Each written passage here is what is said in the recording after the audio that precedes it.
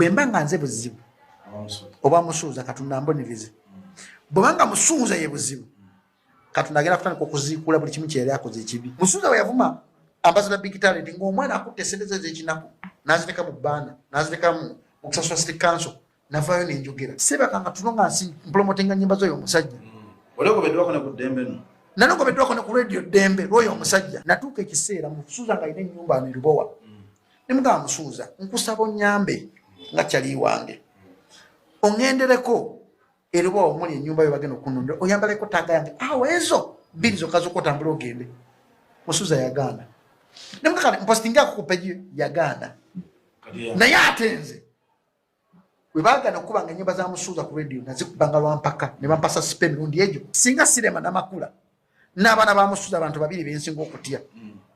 singa luno lutalo ate luli wala bwebanga nze buzibu katonda mbonereze nga nkutte bayibuli eno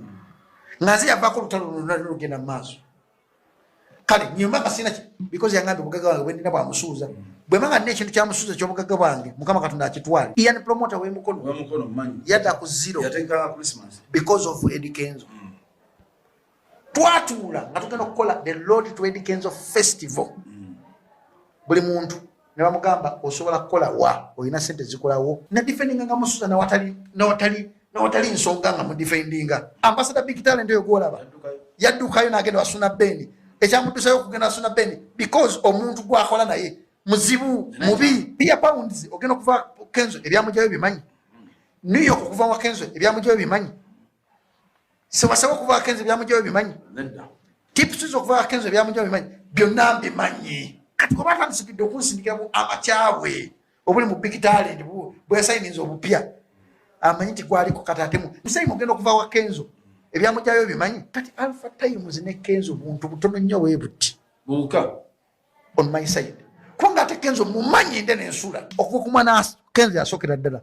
Santos yamuleranga ne mukazi wa Santos lwaki Santos yavaayo badije bangi nnyo ababeera mu kirabu bembadde mpasente kuzanga tazimpadde musuuza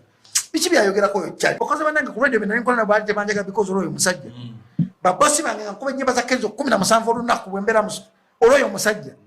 kati asasula mu bino nga namugjayo eri mu nziki otanyiza firebase nga talina mwana gwe kikimaani gwe blood